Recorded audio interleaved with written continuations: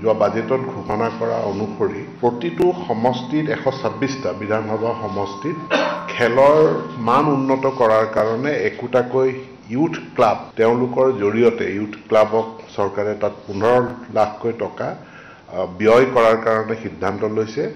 ইয়াৰে 5 লাখ টকা ব্যয় হ'ব ইউথ ক্লাবটোৰ আন্তঃগাঁথনি উন্নত কৰাৰ কাৰণে।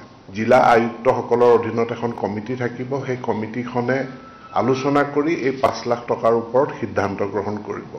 বাকী 10 লাখকৈ টকাৰ ইকুইপমেণ্টছ অসম চৰকাৰে ক্ৰয় কৰি এই প্ৰত্যেকটো ইউথ ক্লাবক দিব আৰু এইটো ট্ৰেন্সপাৰেণ্টলি আমি সকলোৱে জানো জেম পৰ্টেলৰ জৰিয়তে এই উন্নত মানৰ ইকুইপমেণ্টখিনি ক্ৰয় কৰি পেলাই এই ইউথ ক্লাবটোক দিয়া যাব, কাৰণ যাতে প্ৰত্যেকটো সমষ্টিত এটা ইউথ ক্লাবক আমি এম্পাৱাৰ কৰিব বিচাৰিছোঁ।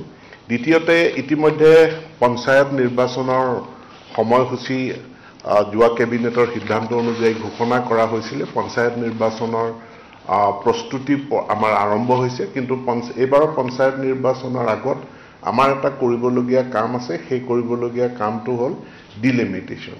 যিহেতু বিধানসভা লোকসভা সমষ্টিবিলাকৰ ডিলিমিটেশ্যন হৈ গৈছে, এতেকে এতিয়া গাঁও পঞ্চায়ত আৰু ব্লকসমূহৰো এটা ডিলিমিটেশ্যন পুনৰ্গঠন কৰাৰ প্ৰক্ৰিয়াৰ সম্পৰ্কে আজি কেবিনেটে সিদ্ধান্ত গ্ৰহণ কৰে।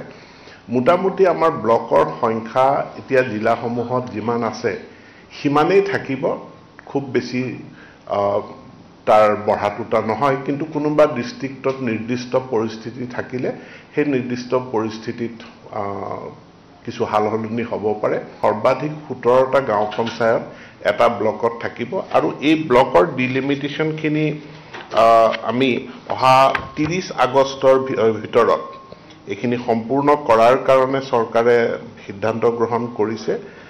আৰু যিটোত আমাৰ জিপি এপি আৰু মানে আঞ্চলিক পঞ্চায়ত আৰু জিলা পৰিষদৰ কনষ্টিটুৱেঞ্চি একোটাকৈ বিধানসভা সমষ্টিত 4টাকৈ জিলা পৰিষদৰ সমষ্টি থাকিব। এই গোটেই কামখিনি 30 আগষ্টৰ ভিতৰত আৰু ব্লক অৰ্গেনাইজেশ্যন জিপি ডিলিমিটেশ্যনটো আগত হ'ব, জিপিৰ ডিলিমিটেশ্যনৰ পাছত ব্লকৰ ডিলিমিটেশ্যন হ'ব। তো গতিকে জিপিৰ ডিলিমিটেশ্যনটো আমি 30 আগষ্টৰ ভিতৰত আৰু ব্লকৰ ডিলিমিটেশ্যনটো 15 ছেপ্টেম্বৰৰ ভিতৰত এইটো সম্পূৰ্ণ কৰাৰ কাৰণে সিদ্ধান্ত লোৱা হৈছে। আজি কেবিনেটে সিদ্ধান্ত গ্ৰহণ কৰে যে আমাৰ তিনিচুকীয়া, শিৱসাগৰ, যোৰহাট, গুৱাহাটী, তেজপুৰ আৰু শিলচৰ এই 6টা স্থানত 2জন কেবিনেট মন্ত্ৰী অজন্তা নেওগ ডাঙৰীয়ানী আৰু শ্ৰী অশোক সিংঘাল ডাঙৰীয়া তেওঁলোকে এই 6খন চহৰলৈ যাব আৰু ব্যৱসায়ীসকলৰ লগত জিএছটিৰ ওপৰত কনচাল্টেশ্যন কৰিব।